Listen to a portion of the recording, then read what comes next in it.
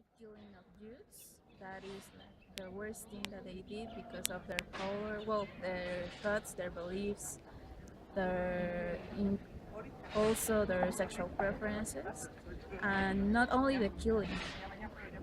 It was also like a slow killing, how they killed them.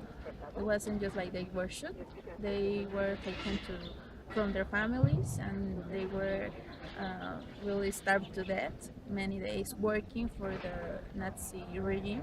So that was the whole process of killing them by the from the very first day till the last day. That was like really bad. And also they experimented on kids, on twins, on like strong people, their weapons and medicine. So that was like the worst thing. And how they control, as a totalitarian regime, they control the whole media, the written media, the television, and the radio. So they didn't have, nobody had the freedom of expression. And other countries outside Germany didn't know what was really going on there. They were like really afraid of what could happen to them, so nobody really said anything about it. Um, so that was really bad. I think that Nazism is an example of how a totalitarian regime can have the worst decision made by only a single person, and everybody obeyed. They didn't question it. So that's the example of how a totalitarian regime can become really a horrible thing. There is well, historian and philosopher. Her name is Hannah Arendt, and she talks about that how a totalitarian regime can become this dangerous only because someone thinks differently than somebody else, or because they have a different religion. She's Jew. That's interesting story, and she has a movie, so she also talks about it. And well, in these totalitarian regimes, we have different consequences. One also is like the destruction of culture. In this case, Hitler also sent people to burn old books, culture that were question the human beauty standards of Hitler's thoughts.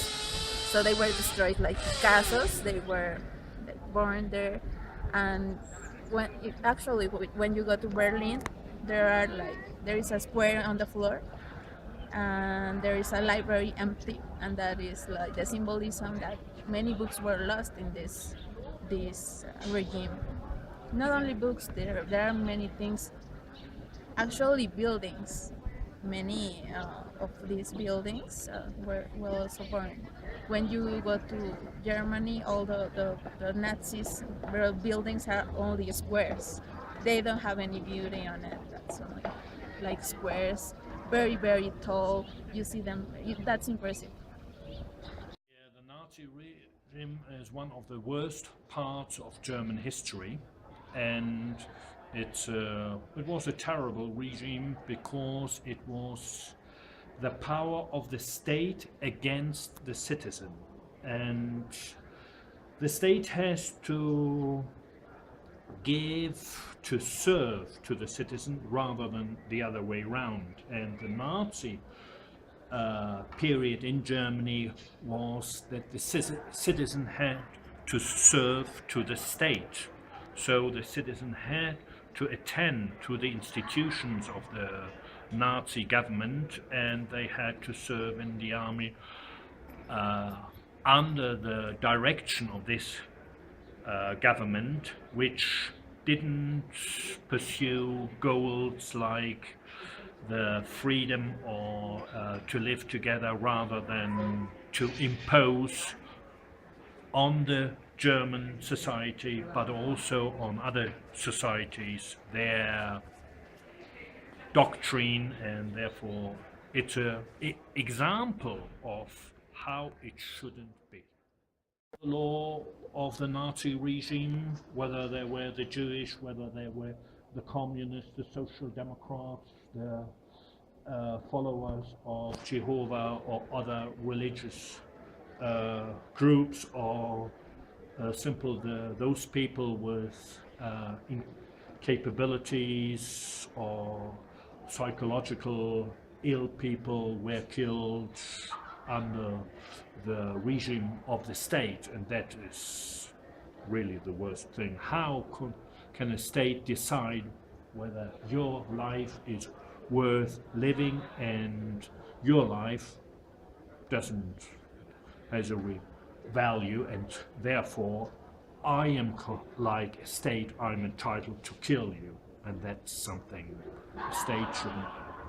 No, it's not part of the state. Do you consider that nowadays we still have some of the legacy that the Nazi?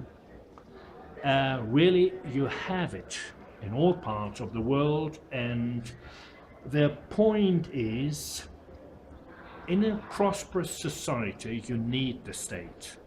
But if the state serves to certain interests, then the state is a bad institution.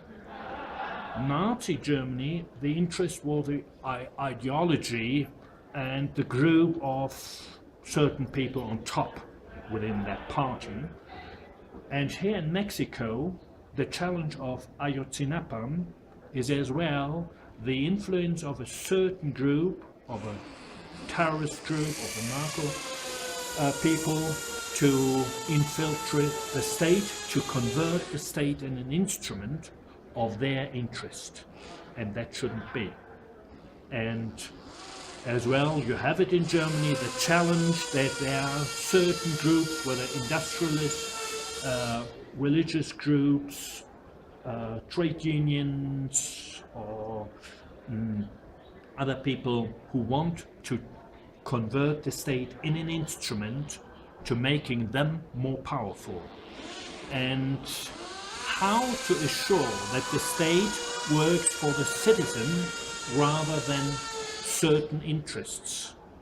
And I think the Nazi regime was a very extreme example of this taking of the state in favor of a certain interest. But the challenge exists in every state, and my opinion is you have to construct a democracy, participation of citizens, and citizens who feel strong enough to raise their hand to say, here's something going wrong. And certain interests, they try to infiltrate the state to make the citizens being afraid of pressures, whether it is criminalistic or other things, that he wouldn't raise his arm to denounce things which are going wrong.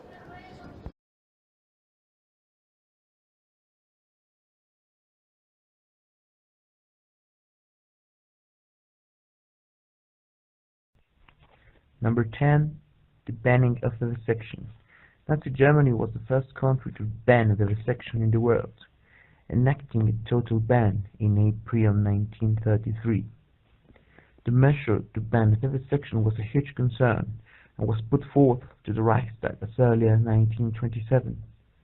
High-ranking Nazis such as Hermann Göring, Heinrich Himmler, and Adolf Hitler were very concerned about animal conservation, particularly pertaining as to how animals were butchered. Most current laws in Germany, and indeed the world, are derived from the laws put forth by the Nazi Party. This is, obviously, incredibly ironic, as while on the one hand they defended the lives of brute animals, whilst on the other hand cruelly slaughtered Catholics, homosexuals, gypsies, and Jews.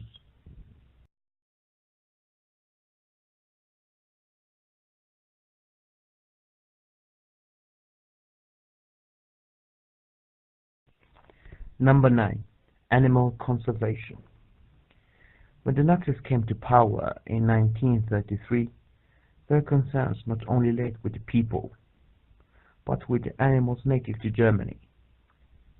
In 1934, a national hunting law was passed to regulate how many animals could be killed per year and to establish proper hunting seasons.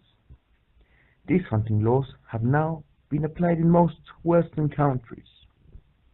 This law was known as das Reichsjagdgesetz, the Reich hunting law. The Reichstag also footed the bill for education on animal conservation at primary, secondary, and college levels. Additionally, in 1935, another law was passed, the Reichsnaturschutzgesetz, Reichsnatur Protection Act. This law placed several native species on a protection list, including the wolf and Eurasian lynx. Additions were added later as to afforestation and the humane slaughter of living fish. Without this law, it is likely some species would have completely disappeared from Germany's forests.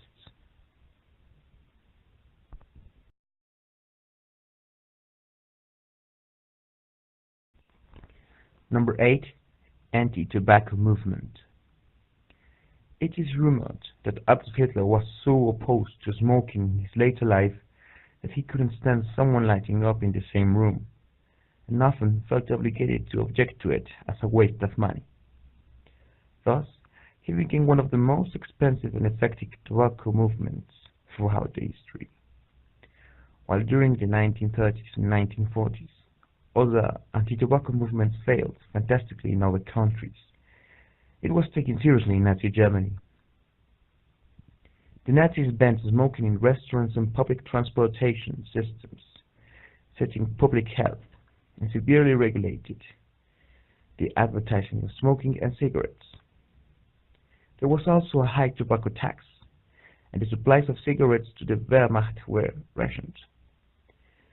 Several health organizations in Nazi Germany even began claiming that smoking heightened the risks of miscarriages by pregnant women. Now a commonly known fact, the statistics of annual cigarette consumption per capita of 1940 had Germany at only 749, while Americans smoked over 3,000.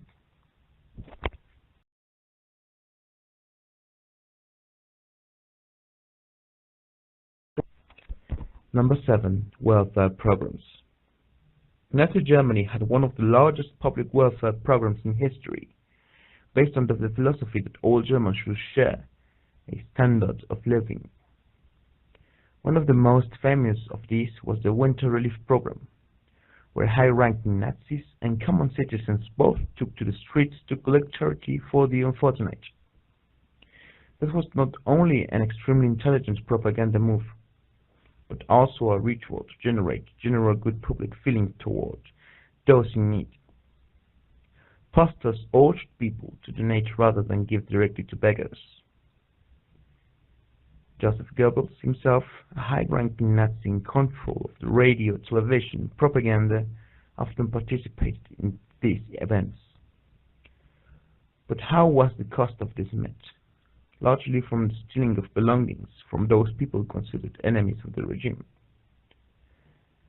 The Nazi government stole immense amounts of money from their population and used it to fund a social welfare scheme that favored select members of society. Modern schemes modeled on this system are funded by taxes that steal from everyone.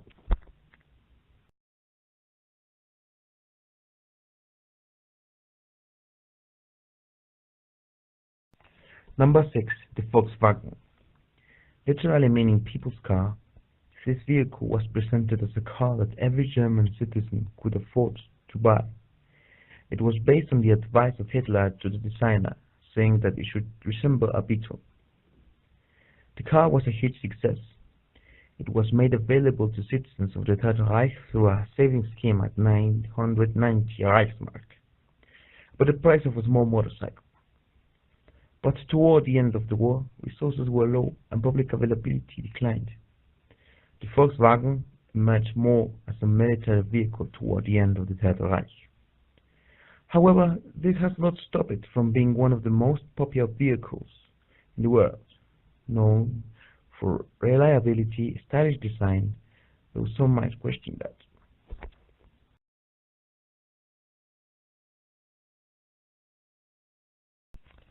Number 5. Autobahn.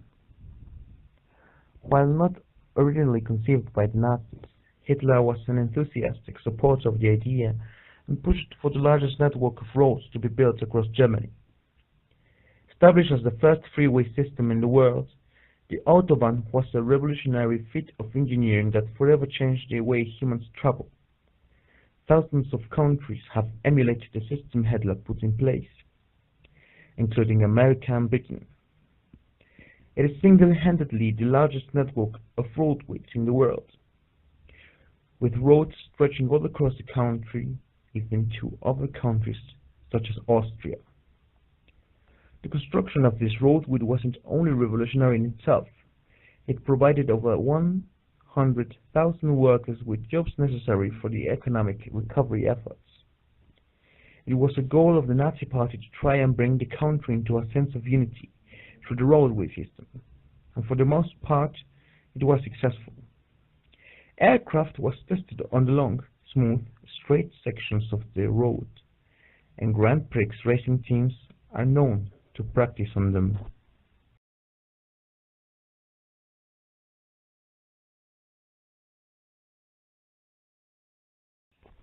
Number 4. Father of modern rocketry. The man who invented rockets as we know them today, Wernher von Braun, was a member of the Nazi Party and commissioned Schutzstaffel officer. He aided both Germany and the United States in the use of rockets during and after World War II, and eventually became a naturalized U.S. citizen. Although he pioneered many areas, including the installation of liquid-fueled rockets in aircraft and orbit-to-ground missiles, he is best known for his achievements in NASA. His best achievement there was undoubtedly the development of the Saturn V booster rocket that helped men to finally touch the moon in July 1969. Von Braun officially opened the gate to space travel through his innovative inventions, as well as creating one of the most destructive methods of war known to mankind.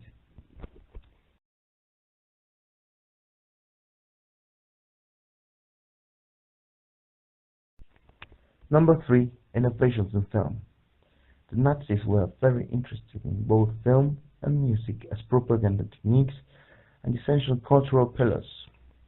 The first known magnetic tape recording was of a speech made by Hitler, and Joseph Goebbels pushed for more complicated methods of filming. For example, the propaganda film Triumph of the Will, the sequel to the former propaganda film Triumph of the Faith, is regarded as one of the most important pieces of cinematographic history. The director, Leni Riefenstahl, used an astounding 30 film cameras and over 100 technicians to produce the 2-hour film. Since Triumph of the Will had an unlimited budget, the latest technologies were used. Cranes and track rail filming were used, techniques still used today to make a smooth traveling effect. Ultimately, the propaganda films are dead, but the techniques developed at the time are seen regularly in the latest great Hollywood blockbusters.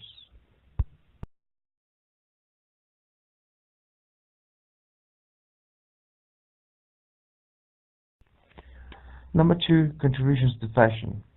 The Nazi style of uniform was as bold as their style of government. Thick-soled leather boots, slouched hats, cowhide coats, and pig hats were some of the staples in Nazi fashion, as well as muted color tones often in grey, tan, and black. The SS Panzer military organization struck fear into the hearts of their adversaries with black forged caps and leather coats, which were later adopted by American rockers. Doc Martens closely resembled the jumper boots that many Schutzstaffel officers wore. Look around at any rock industrial or otherwise edgy group, and you see small traces of Nazi fashion sense. The American novelist Carl Bungard once described the style as mildly theatrical. Additionally, the founder of Adidas, Adolf Dassler, whose nickname was Adi, was a Nazi. He produced shoes for the Wehrmacht during the war, as well as providing American and Nazi athletes with his footwear during the Berlin Olympics. This created national acclaim when Jesse Owens won the sprinting event at the Berlin Olympics wearing Adolf Dassler's shoes. Adidas is now a multinational company supplying athletes all over the world with a supply of footwear and sports accessories. His brother, Rudolf Dassler, was the more ardent Nazi of the two brothers and went on to found another professional sports company, Puma. Oh, and Hugo Boss was a Nazi who, from 1934, was an official supplier of uniforms to the SA, SS, Hitler Youth, NSKK, and other party organizations.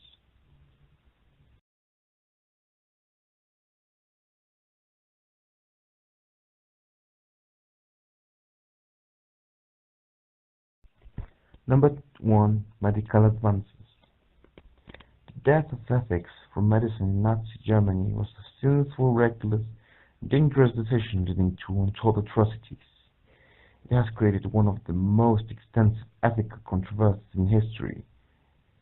Through the Nazi use of the torture, they discovered the information that is discreetly used by doctors and medical scientists today.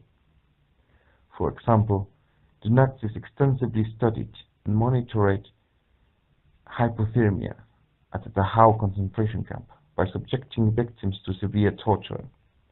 The Nazis immersed the victims in vats of freezing water or let them out into winter cold, all the while monitoring changes in body temperature, heart rate, muscle response, and urine.